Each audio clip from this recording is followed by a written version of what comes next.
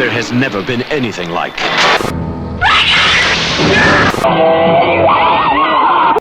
It's me, Carlo. Listen.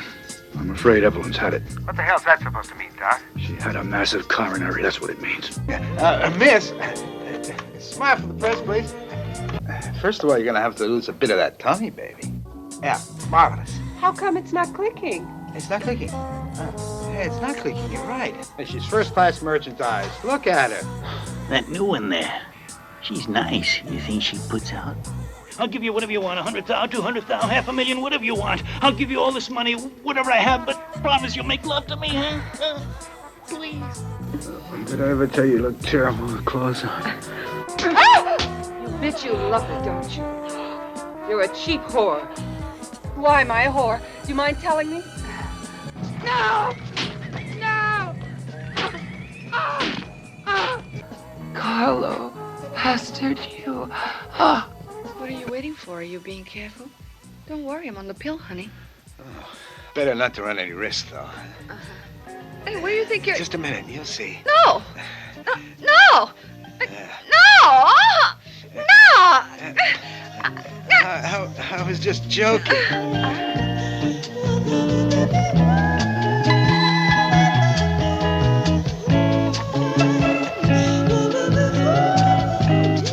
Hi, this is Larry Zerner from Friday the 13th, Part 3, and you're listening to The Hysteria Continues. And indeed you are. Welcome back to The Hysteria Continues, and I think we're up to episode 213. And this time, of course, we're going back to the mid-1970s. Yes, the decade that not only, well, they used to say the decade that taste forgot, but it's also the decade when anything went, especially in Italian genre cinema.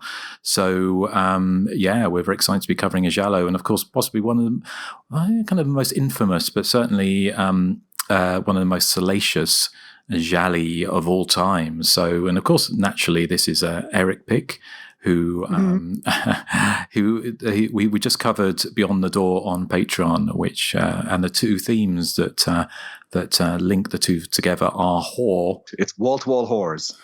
Yes. So, well, thank you, Erik. We'll see if we're going to thank you later. But Nathan, would you strip nude for your killer? No, I'm a little too modest for that. I don't have the bodies that some of these people in this movie do. I mean, I think mine is better than Maurizio's, but I mean, that's not, that's all I can say. I will say that this movie has a lot of boobies in it. It does indeed. Joseph, how about you? Would you be willing to strip nude for your killer? I think I am the killer. And I demand all three of you to strip nude. Well, how do you know we're not already nude? Yeah, that's true. Because I'm watching you on video. Well, I don't have a webcam, so how's that possible? Yes, you do. Oh. You just don't realize. Yeah. Well, I'm suing you. Erik, you're normally nude, aren't you? What are you going to get? I'm just in a pair of skimpy shorts. Well, there you go. Well, I can imagine. I think we're all sat with, for want of a better term, bated breath, waiting for your video intro for this. What you're going to do? No, don't get too excited about that. There's no way I'm stripping nude for my killer or for the video. Okay. Not even if you have some drinks. Maybe. We'll have to see. Yeah, in case you didn't know that Joseph has been doing an amazing job on YouTube with YouTube videos for all of our episodes, and we started doing video intros for the last 8 episodes or so. I think we started at episode 200, so this will be 13 intros going so far. Wow, there you go. So if you want to see what we look like and the high production values of our video intros, then do check those out on YouTube. I'm not going to say they're like fantastic videos, but they're kind of fun. If you like to watch the show, you can watch the show. Yeah, we're going to do the video intros where it's us doing little bits to camera, but it's not us throughout. It's not all of just us talking, but there's loads of where you can find them. There's a kind of video artwork and sort of if we're talking about other films that we talked about, sort of photos and promotional material from them and stuff. Trailers, TV spots, all that stuff. So it's a fun time. So go subscribe. Yeah, exactly. So yes, but we're back to to Milan in 1975 with lots of boobies and various people stripping off. In fact, I think everyone pretty much strips off in this, or more or less. But before we get to that, let's talk about what we've been watching recently. So, Nathan, have you seen anything in the last couple of weeks you want to tell us about? The only thing that I've seen is just been stuff that I've already seen. And we've really already covered them, so I don't have anything fantastic to report, I'm afraid. Joseph did send us a trailer for this Open 24 Hours, and I really want to see that. It looks like it's going to be really good. So yeah. Did you get the other trailer I sent? There's a couple of movies coming out I want to see. That looks pretty good, and then there's one called Aqua Slash that really reminds me of The Pool, but kind of more updated. Oh, I haven't. It's kind of more updated for today's audience, obviously, but it really reminds me of The Pool with all the water slide deaths and a killer stalking teens at a water park. And this is an actual water park instead of like this indoor kind of building. So it looks like a lot of fun. It's certainly a gory trailer. Go look that up. I will. Yeah, I do want to see that. It looks pretty fun. What's it called? Very excited. Aqua Slash. It's one word. Okay. It's a stupid title, but the trailer looks a lot of fun. I like the title. Yeah, well, hopefully some of those will come out, because I think that Open 24 Hours was been not out, but it was made a couple of years ago, so it's sat on the shelf somewhere. It's coming out in August on DVD and streaming, I believe. Cool. Okay, well, that's a good one to check out. So, well, thank you, Nathan. Anything else, or is that? No, I'm afraid not. No worries. Okay, well, thank you. Well, Joseph, how about you? No, I've pretty much had to curtail my TV viewing because I got a lot going on. I just watch stuff for the podcast, but hopefully next time I'll actually have some recently seen. So not this time. Okay, could be a short episode. So, good. Erik, what have you got for us? I just have one thing, and we have certainly one of you has seen this already and mentioned it before. But I saw Crawl, which is the Alexandra Aja crocodile movie from last year. So it's set in Florida, where a woman she checks in on her father, who is unresponsive to phone calls, and it's all set in the backdrop of this intense hurricane and in really bad flooding in Florida. And the duo find themselves trapped in the basement of their house, being menaced by two big alligators. So the setup and the execution reminded me a bit of The Shallows, which is a minimal cast are stuck in kind of one location for the bulk of the movie. And it's actually pretty good. It's a very taut 80 minutes. My only problem would be that, although I'm sure alligators and crocodiles and the like are quite terrifying to be face to face with, I find them to be one of the less sinister animals in these nature take revenge movies or nature runs amok. They're not as interesting to me as, say, sharks. I mean, sharks transfer nicely to films, I think, and I love the Jaws series and all those, and I thought The Shallows and The Reef were great. So I never feel like the true menace of alligators comes across in these movies, but I did think this was really, really good, and I can see why the critical consensus was generally positive towards it. It had likable characters. It didn't dawdle on backstory, apart from telling us that the main character had a background as a competitive swimmer, which may come in handy later on in the plot. I thought it was pretty darn good. I'm not sure it's one I'd rewatch, but I did enjoy it. So Crawl. I mean, who has seen it? Have you all seen it?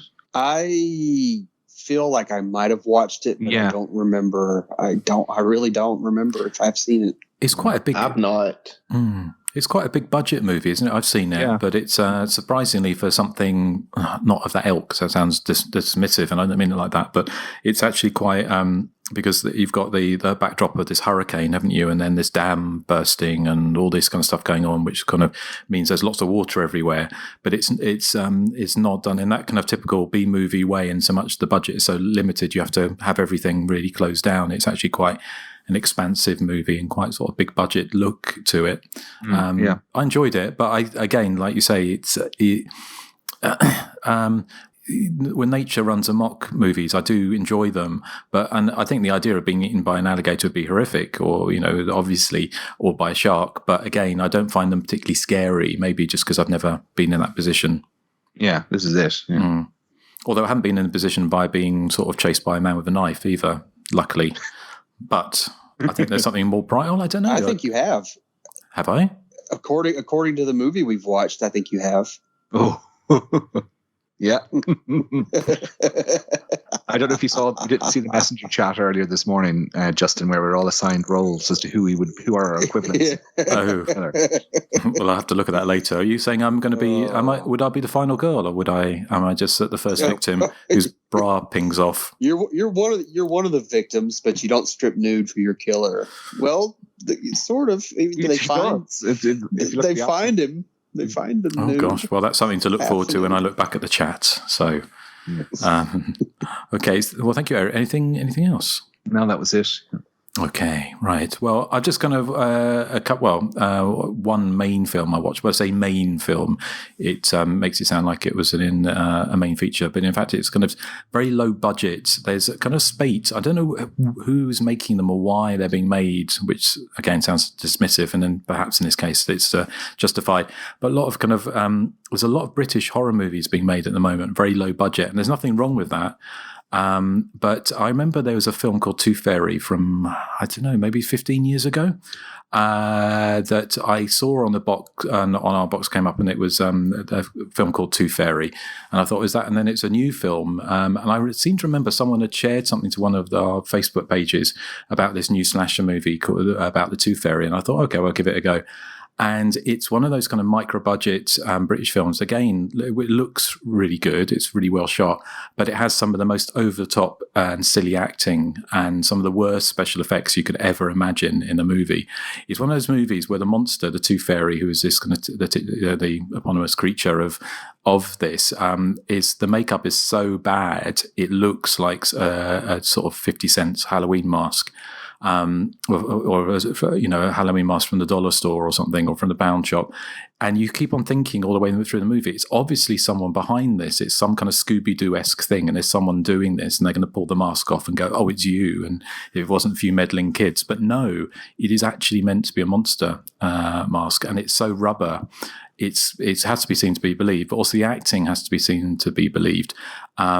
It's got someone playing a vicar who's about 25, pretending to be 80, with sprayed grey hair, and he keeps on every time he comes on, he puts on this strange voice going, "Hello," like this all the way through it, which is very bizarre. And they've got a mother and daughter, and the daughter is played by someone who's clearly 5 years older than the woman playing the mother. So it's just really over the top and silly. I gotta see this movie. It is so ridiculous.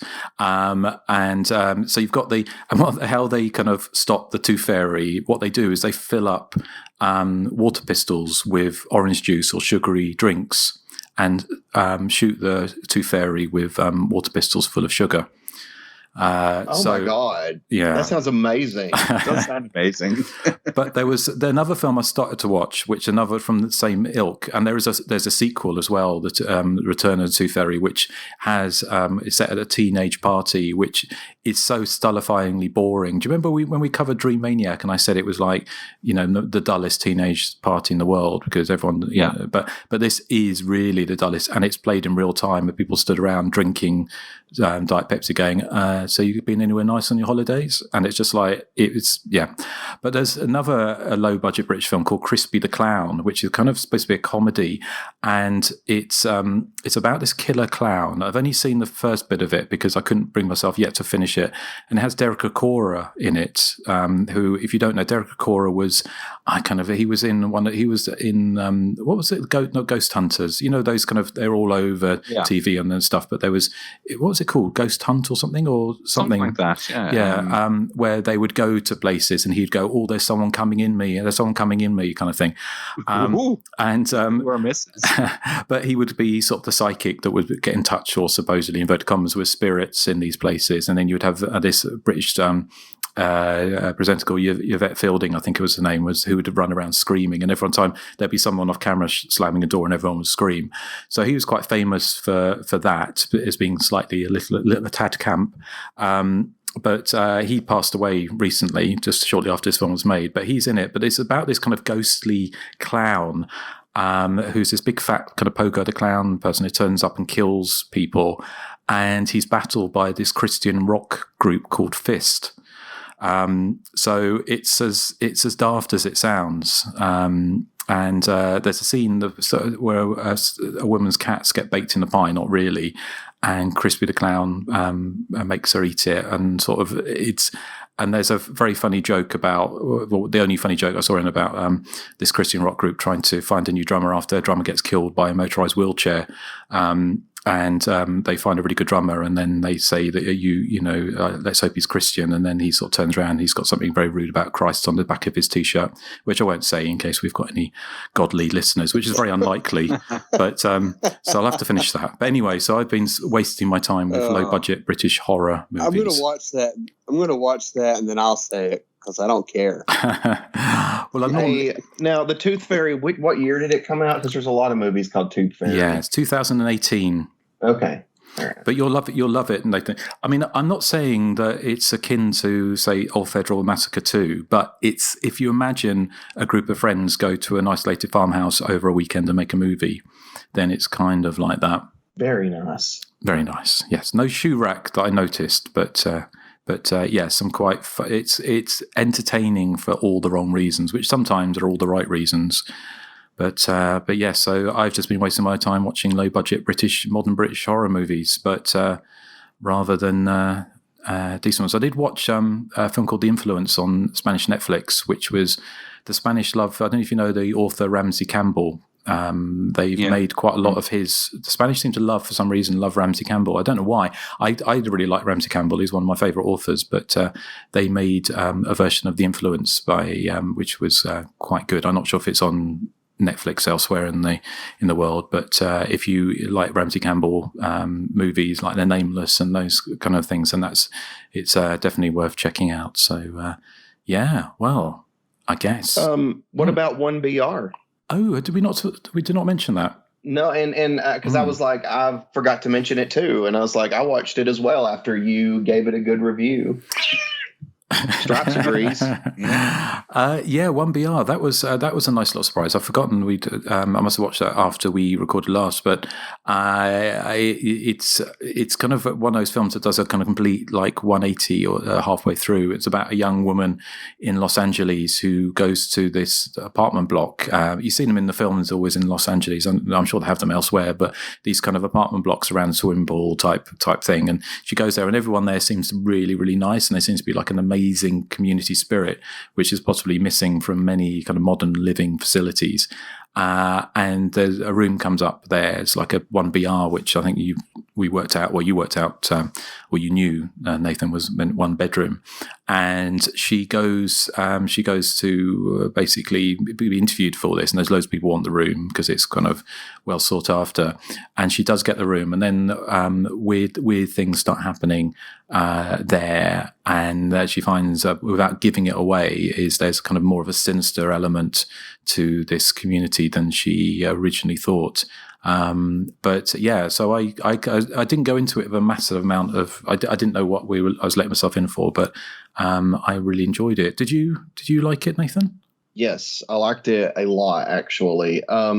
And like you, I didn't watch the trailer because you said after you watched it, you're like, the less you know, the better. And it's actually true, because as the movie unfolded, like it was just like really awesome how all these events kind of lead up to what happens. And then, when that movie does that whole 180, it just gets very fascinating to watch. Yeah, it's one of those movies that's hard to say anything because you don't want to ruin it for anybody. Exactly. Yes. So and it has quite a sort of one of those kind of quite chilling ending as well, which I kind of I liked. So so do check that out if you get a chance, and say the less you know about it, the better. So okay, well, thank you for reminding me about that, Nathan. Okay, well, shall we move on to the main feature? So I'm going to read the synopsis now from the back of the Shameless Films DVD release. And as you know, they can be quite over the top in their descriptions. So here we go. Disappointed by films that just don't live up to their promise? Well, baby, this one does what it says on the box. So strap yourself in for sleazy, nudity-filled gore, go-go giallo fun.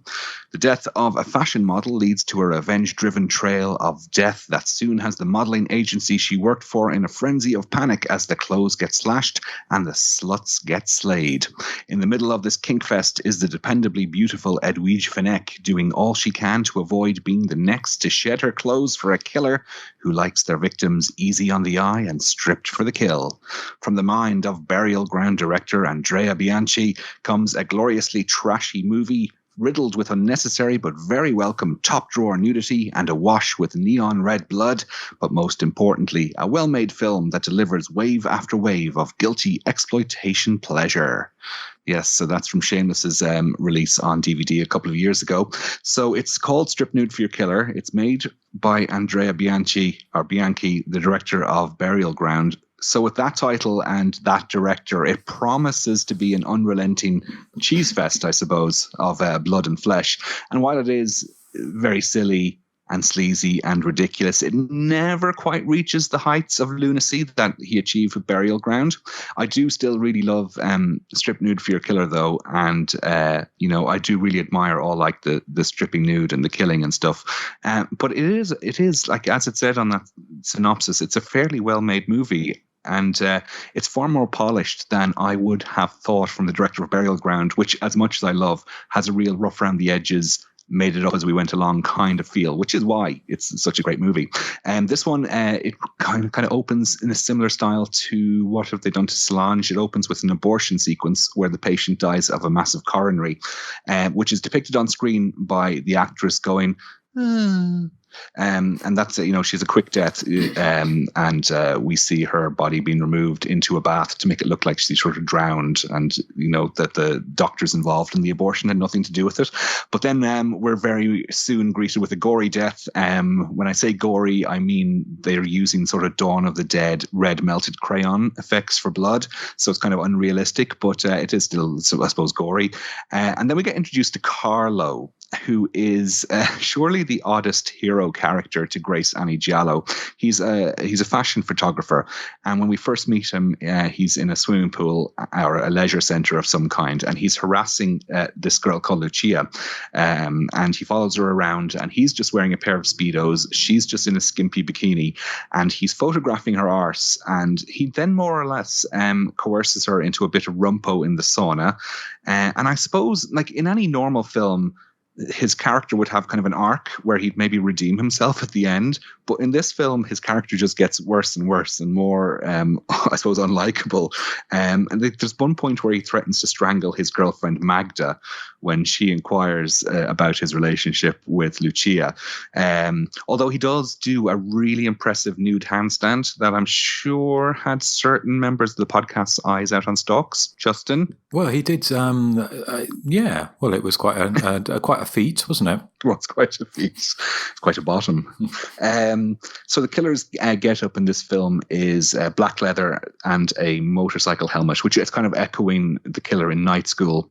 And I'm sure there's others have used that. I think in Nightmare Beach, doesn't the killer go around in motorcycle gear? I think so. But probably the most horrifying thing about the killer, and I think probably the most harrowing scene for you, Justin, is that scene where the killer is pouring a glass of J&B whiskey, and they just keep pouring until it overflows and starts spilling evereverhere. It was terrible. I say that had you in tears. It did have me in tears. I was very that bottle of J&B whiskey had friends and family. Yeah, because Mario's like, you're spilling my whiskey. He was. It reminded, like, the equivalent of that for me is there's a scene in Willy Wonka and the Chocolate Factory where Charlie finds the golden ticket and throws away the chocolate in excitement. And I'm like, no! It's horrifying. Well, Erik, the golden ticket probably made the chocolate taste bad. That's true. That is true. Yeah. So and that scene you were mentioning there with Mario, he gets killed, and then did I miss something? Because when the police find his dead body, his trousers are around his ankles, and I'm not sure why. But it sure adds the sleaze factor. I think the killer was upset because he was one of the only people that didn't strip nude first. Well, I had a question about that scene. Well, I'll bring it up later. Keep going. Okay. But probably the sleaziest moment for me is when the obese Maurizio, who I do not fancy before anyone says anything. Oh, okay. Erik. I don't. I know Joseph is going to mention this multiple times, but I'm just putting out there. I would never, ever do such a thing, Erik. Oh, Joseph. Maurizio, he tries to woo Doris by driving at dangerous speeds through the city. She's screaming for him to stop, and he's ignoring it, thinking this is the way to seduce her. He then drags her into the house, threatens to kill her with a vase until she complies with a little sort of horizontal mambo action. But he strips down to his pants, and he wears the world's biggest underpants. Now, I checked the Guinness Book of Records to see if it was there, and it was. It says that the biggest underpants ever in the world were worn by Maurizio in Strip Nude for Your Killer. Then to make him to make this big obese man in a big pair of underpants even more attractive, he shoots his load after 10 seconds and then starts crying and then seeks comfort in an inflatable doll. What a catch. You're the only one I can do this with.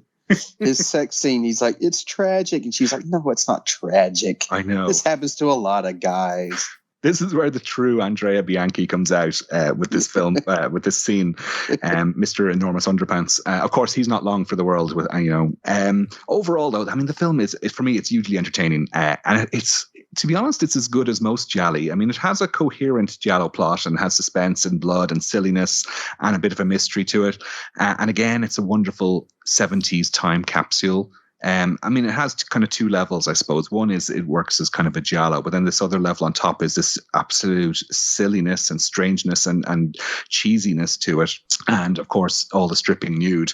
I love the climactic fight where the killer is pushed down some concrete steps and they sort of delicately roll down. You're not going to get an Exorcist style stunt here where somebody is flung down a set of steps. And as I said, Carlo has to be the most unusual hero character. Just the way he treats women. All the men treat the women as sex objects in this film. And they seem you were mentioning when he was photographing Lucia at the very beginning of the film. He's photographing her ass. He's like, boy, I've never seen a face like that in all my life. It's like, what? You're photographing her backside. You're saying something about her face. I know, but the thing is, like, she succumbs to his charms within about 10 seconds. Yeah, he just takes her back in the sauna and they just go at it. He basically forces himself on her. Yes, I don't think this type of film would get made in 2020. But I thought it was hugely entertaining. I mean, it's not a masterpiece like Deep Red or when the other giallo we love, but it's certainly darn entertaining. It may not be a good film, but it's a great movie, as Joseph would say. So, Justin, what did you think? Well, I'd seen this movie many years ago, and in fact, actually, they used a byline from Hysteria Lives on one of the releases, and I said it was ultra trashy fun, which I kind of stand by. I think it is very, very entertaining. I mean, it's so kind of mid-70s, where anything goes, and they're really pushing boundaries with what they can display on screen. So it doesn't go, and we'll talk a bit more about the giallo and how the giallo went even further a few years later.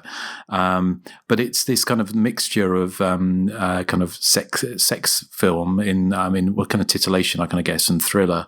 But it's looked through the prism of today's politics, sexual and social politics. It's gobsmacking. It's kind of, I keep on thinking, when they sort of saying young people when they watch Friends now they're clutching the pearls because of they say it's so outrageous. And I just wonder if you got a room full of 20-year-olds to watch Strip Nude with Your Killer and see kind of what they would think about the sexual politics. And it still is, even joking aside, it's this bizarre thing. You've taken the Italian machismo of the main character, and where he, like you said, Erik, there's a scene where he's got his girlfriend Magda, and he's choking her, sort of strangling her, because she dares question something about where he was or something to do with the plot.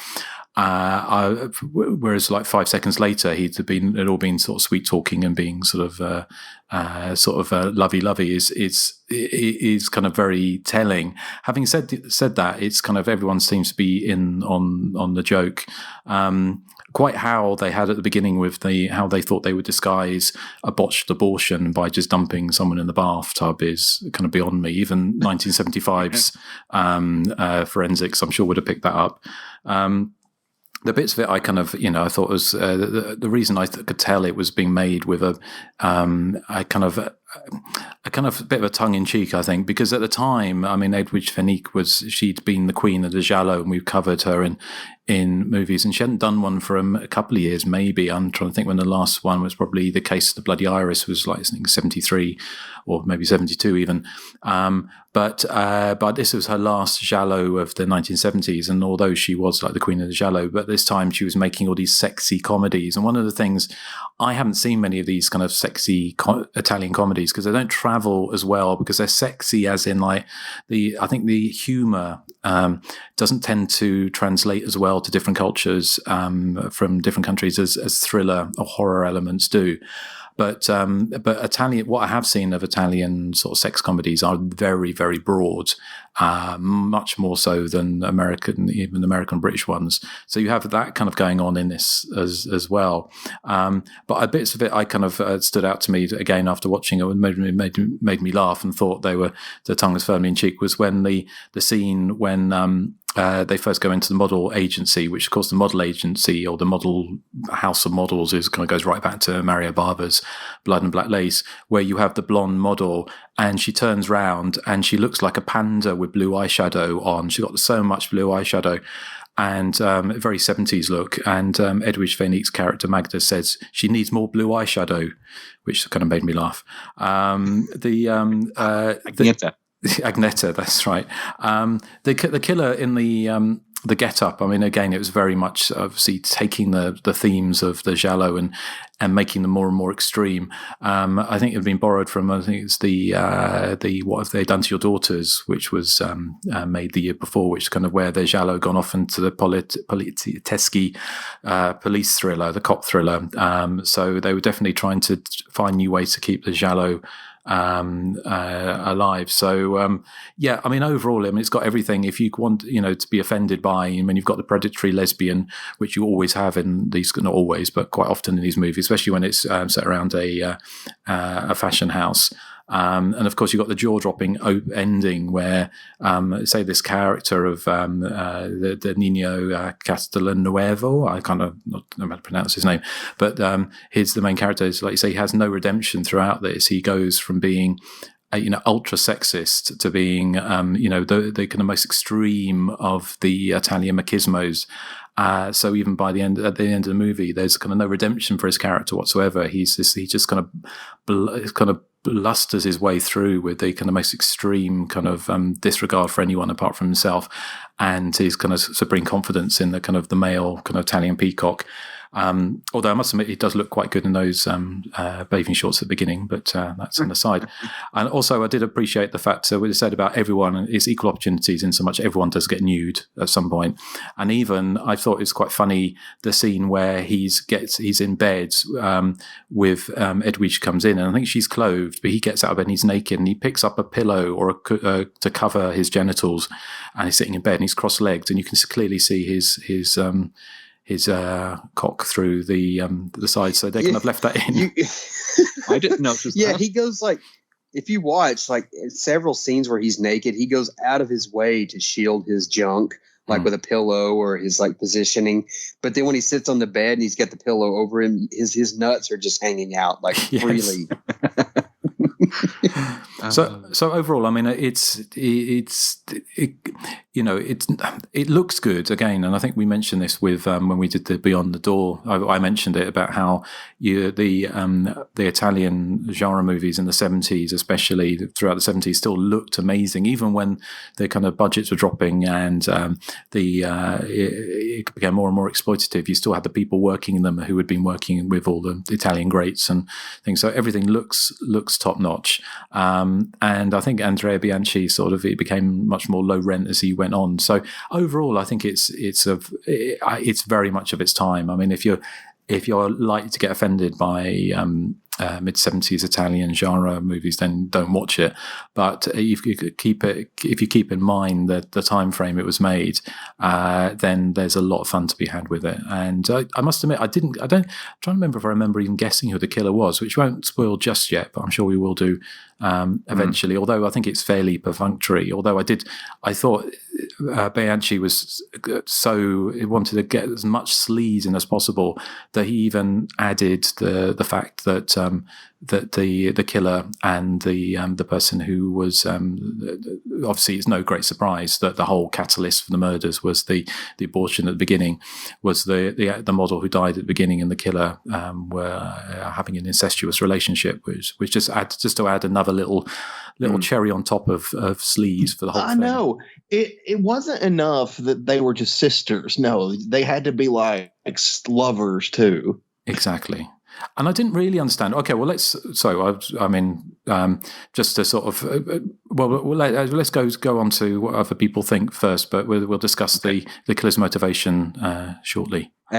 Joseph, you're a cheap whore. I resemble that remark. Throw out any preconceived notions that you'll find anything remotely resembling class in Strip Nude for Your Killer, because this film opens with a botched abortion and then a nefarious cover-up of that abortion. And then it goes into this sort of funky ride through the night streets of what I assume is 1974 Milan. And I actually got lost in all the visuals. I mean, it has this kind of like this post-rain soaked streets and the shining headlights, and it has that funky music. And then it segues into the abortion doctor getting a pretty graphic comeuppance from someone dressed in this sort of proto night school motorcycle getup, like you said, Erik. And we're only 5 minutes into the movie, and then all of a sudden we meet the Speedo-clad Carlo, who in this one scene, like I said, he was snapping photos of Lucia's backside, and he's like, I haven't seen such a face in a long time. And then he takes her to the sauna and essentially forces himself onto her. And then right here, we're 6 minutes into the movie, and I've already completely fallen in love with Strip Nude for Your Killer. And dare I hope it maintains such an aura of sleaze for the remainder of its running time. And boy, it does. I mean, this film is deliriously trashy. I swear, I love the sort of backstage belly aching that goes on in this fashion house. I mean, all the catty dialogue and the listless scenery, the fact that you have the womanizing Carlo and this lecherous kind of Maurizio character they're lurking about, and then Giselle and Lucia as the secret lesbian couple on the brink of being torn apart by the nefarious Carlo. It's all in anyone's game of anything can happen. You know, all that stuff sort of supersedes the murder stuff for me, even though the murders are kind of quite zany and, kind of brutal in their own right, I guess.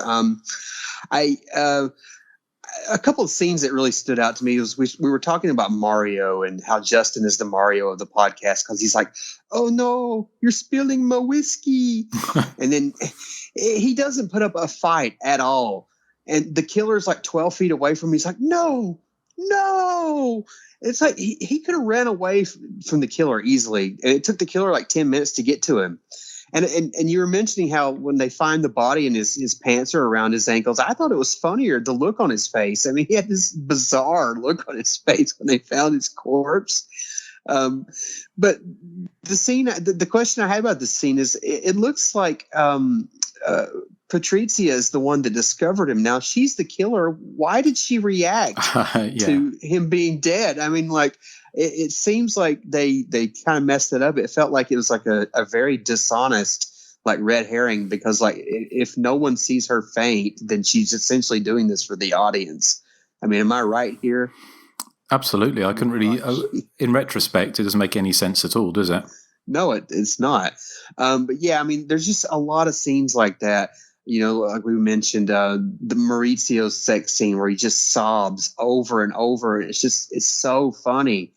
And there's so many scenes like that I can go through on a scene by scene basis. But I'll just save the best bits for the after opinions. Just say that Strip Nude for Your Killer is just so much fun.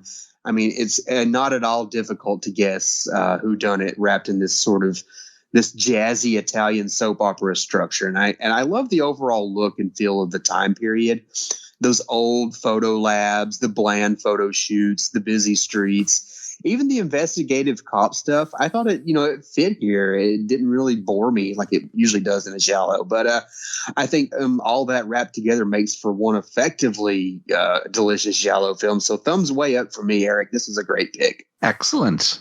Nathan, it's y'all's turn. What do you think? I think Carlo is probably one of the most despicable heroes in cinema history. Well, it wasn't so for love awful. for him. No. He's terrible. He like to me, I keep going back to this scene where he's strangling Magda just because she said something he didn't like, and she's like, God, you don't have to strangle me. And he's like, oh, sorry, honey. Like it was just some normal occurrence there. And the ending with him like basically gonna take her from behind against her will, and then claims he's joking about it. And then she laughs and it goes off, and I'm just like, that is the weirdest ending I've ever seen to any movie.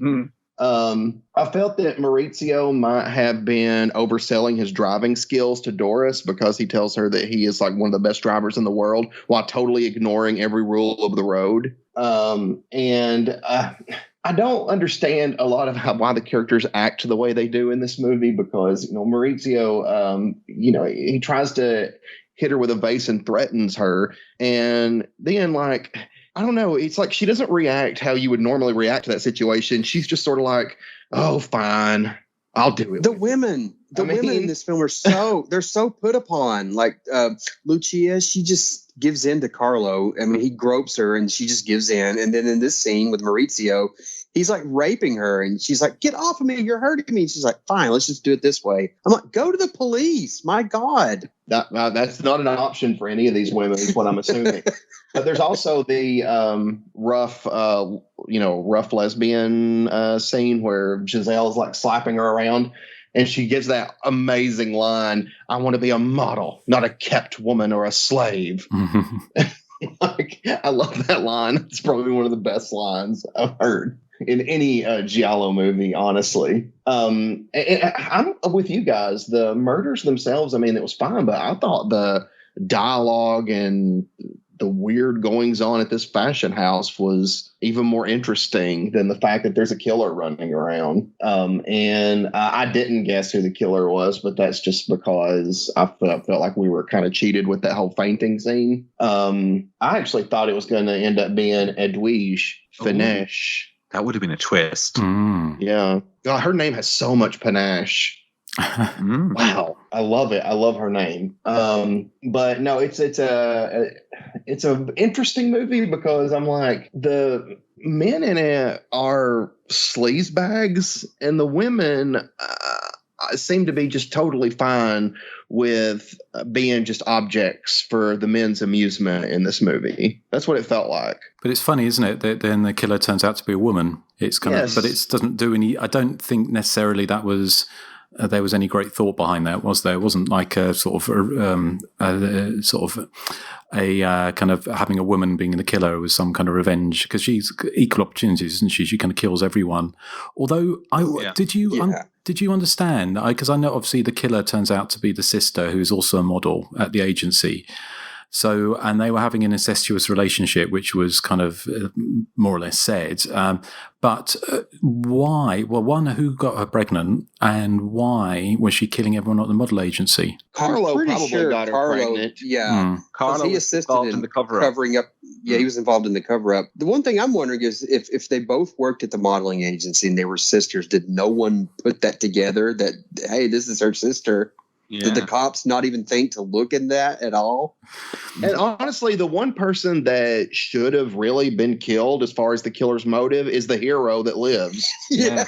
He really should have been the one that she went after more than anyone else. Yeah. And he totally gets away with it. No one else really had anything to do with her death. Yeah. Well, especially if you think like Lucia, she wasn't even there. She didn't even know her. Yeah, she was brand new to the agency. I wonder if Carlo is the one who got her pregnant. Possibly, yeah. I wonder that. I assume it was because he was involved. He's helped with the cover-up. Yeah. Again, showing how despicable he is. Yeah. Like he probably got her pregnant. Probably wanted her to have this abortion himself. I'm just assuming this now because this is Carlo's character.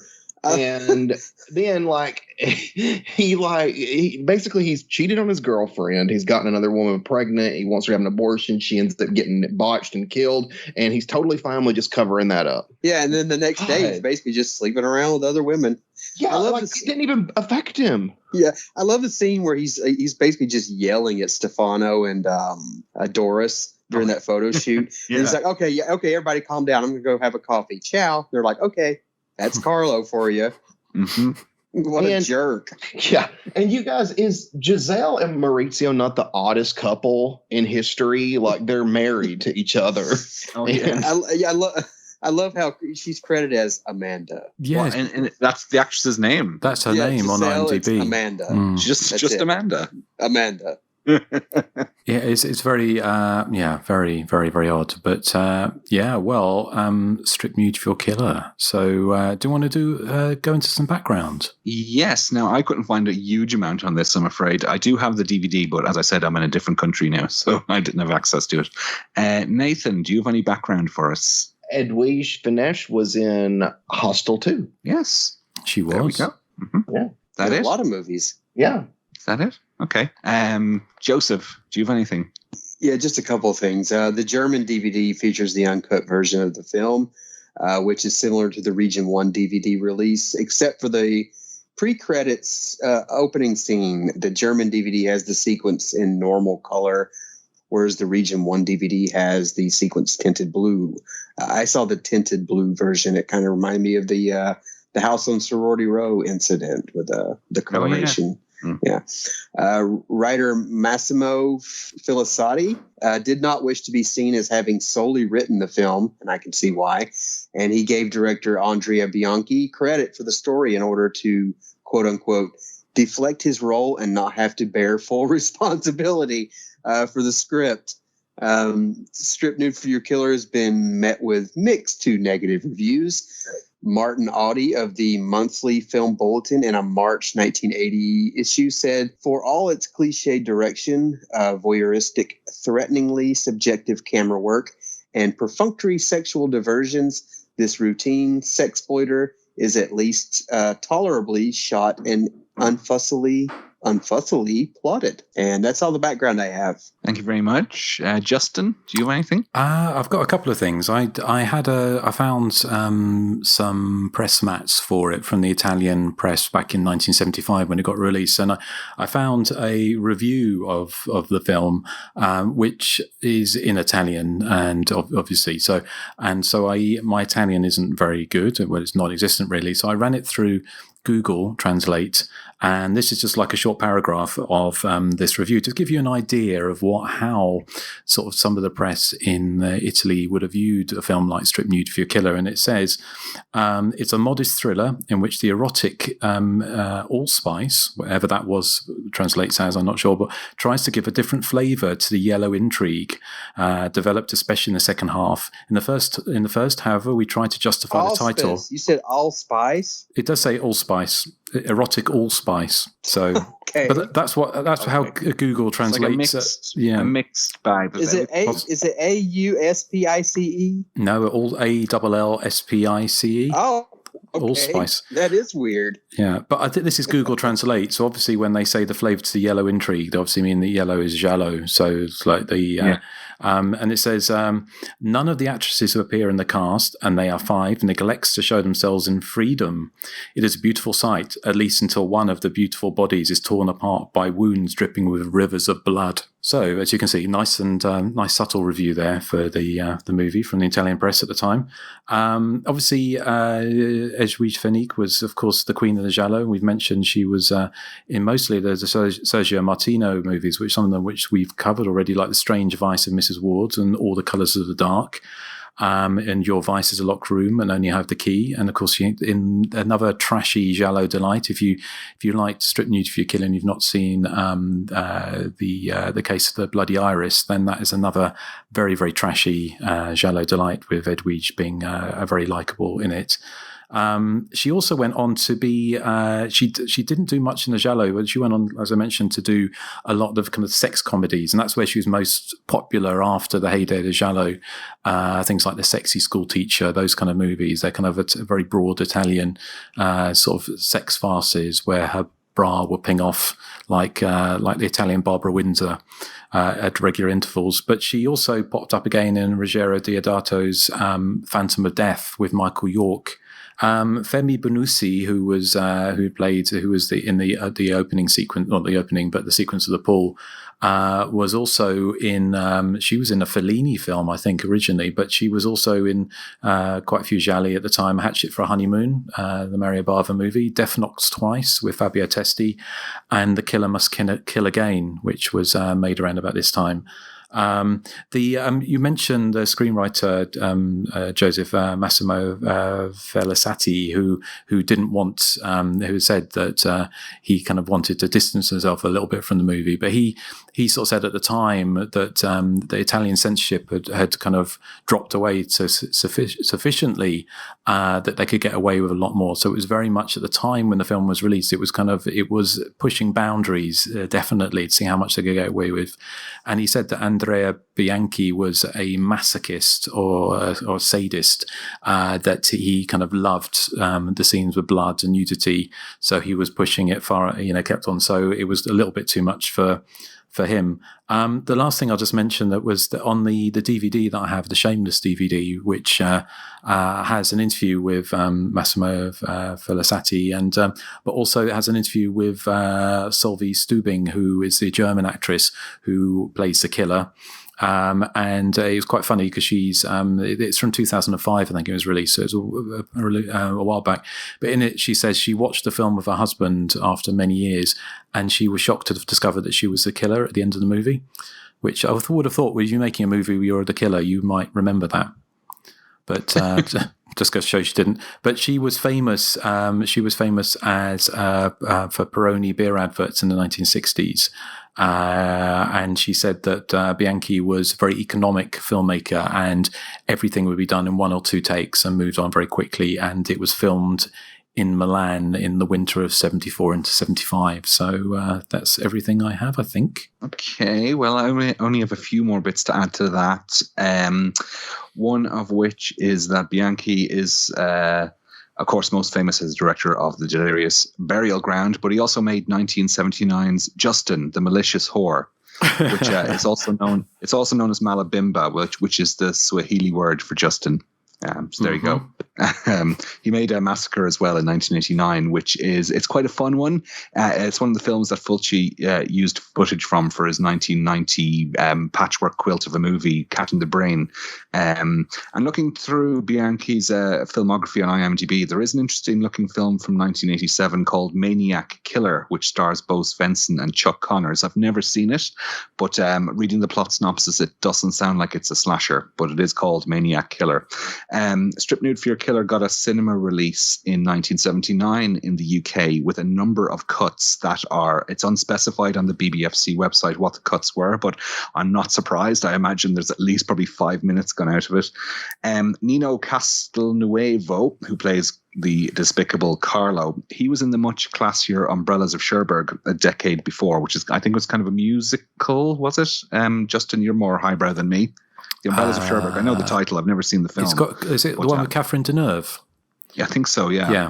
So it's quite a highbrow thing. So to go from that, and then I think it's about 8 years later or 10 years later, he's in Strip Nude for Your Killer. It's quite a contrast. And I think that's mostly all I have. Yes, that's all I have, I'm afraid.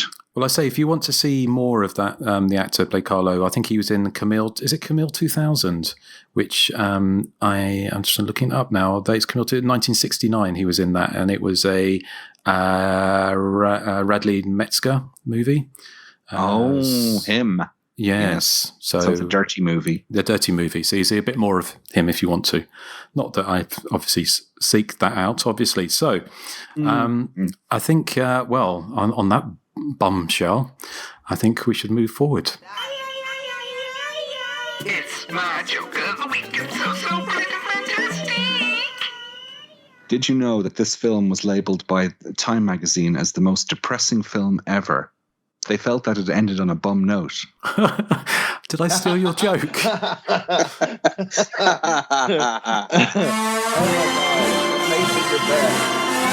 you very much. Sorry, Erik? Is that burlesque music? Don't you know that song? It was it was released in you've never said that's the classic stripper song. Yeah. Apparently, I was looking. It's like burlesque music. Yeah. Yes, I was looking up, and apparently it was #1 in America in 1962. Oh, so lots of people stripping at home. So I sorry, I stole your joke, Erik. That was that's some Derek Acora shit. What did you say it already? Well, I said something about bums, didn't I? Before we went into joke of the week. But anyway, you said it on that bombshell. I thought you said on that bumshell. Oh, so anyway, he did steal my joke then. Possibly. Well, I have another one. Why did the nudist have an empty calendar? Because he had absolutely nothing on. There you go. Ew, that was terrible. No, it's not. The other one was better. You're a cheap whore. Yes. Well, one thing I was going to mention, I forgot to mention, have you guys ever seen Mario Landi's Giallo a Venezia or Thrilling in Venice? Yes, in Venice? I have, yes. No. Because at the time that this came out, there was, as I say, talking about they're pushing the boundaries of the gialli and what's acceptable. But Giallo a Venezia or Thrilling in Venice is made in 1979, I think. And it's kind of really, really nasty and really it has hardcore sex in it as well. So they were really pushing the boundaries with stuff. Now, he was the woman who was in Burial Ground who gets her nipple chewed off by her son. She's in it as well and gets her leg cut off with a hacksaw on a table in this. But he also made the infamous Patrick Still Lives, where the same actress gets a fire poker shoved up her you-know-what and out her mouth. So it all got very classy in Italy around this time. Giallo in Venezia would be an interesting one to cover if you've not seen it, because it is very, very grubby. Just one thing I've noticed here in my notes about Strip Nude for Your Killer. There was a weird scene in it that reminded me of Friday the 13th Part 2. There's a scene in Friday 2 where Terry throws a towel into the bushes, into the camera lens, which I always thought was weird. In this one, there's a scene where Magda struggles to get her blouse off, and then when she does, she just throws it into the camera, and that's the end of the scene. It's just really bizarre. Justin, is this the only film you've ever seen that ends with anal intercourse? Well, I think they usually start with that, don't they? The mucky movies you watch, Erik, I imagine. I've never watched a Spanish supermarket movie ever. Why does Carlo get everything he wants in life? It's so unfair. It is. He's such a terrible person. Yeah. Yes. So, was anything left to say on Strip Nude for Your Killer? Our feedback thing. Oh, of course. Feedback, yes. So what was the consensus, Joseph? Okay. Out of a fairly impressive 85 votes, 95% of those listeners enjoyed Strip Nude for Your Killer. The other 5% did not. And our listener of the week is Carl Lito, and he writes, I prefer the prequel. Please remove your socks and shoes for your victim. That's a pretty good joke of the week right there. Not as good as mine. That's debatable, Erik. Hang on last week's episode, I said to Bill, I'm going to tell you the opposite of the title, and it was Get Dressed for Your Savior, and that was funny. And it was like more or less exactly the same as that comment. You can find us on Facebook, Instagram, Twitter, YouTube, and anywhere you catch your pods. And our email address is info or feedback at thehysteriacontinues.net. Yes, and if you want to see Erik doing a striptease, then head over to YouTube to see what's what. So not doing a striptease. Are you going to do that? Oh! Also, we're on Patreon. I don't know if you may know that already. Yes, and if you do join Patreon, you get exclusive content, and it is exclusive, isn't it? And it is content. Well, that's the only thing we can say about it is exclusive. Hang on the latest episode, you get not 1, not 2, not 3, but 4 jokes of the week. That's true. We do. We cover the devilment in Beyond the Door. You get actually. People have said that actually our Patreon is one of the best out of the 2 they've seen, or something. No, but it's one of the, because we do actually. You do, if you join the Patreon, you get at least, it's usually about 2 hours of content a month. 4 hours of content a month, isn't it? Usually, no, 2 hours. About 2 hours, yeah. 2 hours, yeah. About 2.5 episodes per month. Yeah, so extra. All good, clean fun. But I'm glad to see the caliber of the Hysteria Continues listenership enjoys. 95% of them enjoy Strip Nude for Your Killer. So it goes to show that keep it classy. So we're in good company. So, what are we covering next time? It's my pick, is it? It's mine. Okay. We've been asked to cover these films, and we're not doing both of them yet. We're going to start with the first one.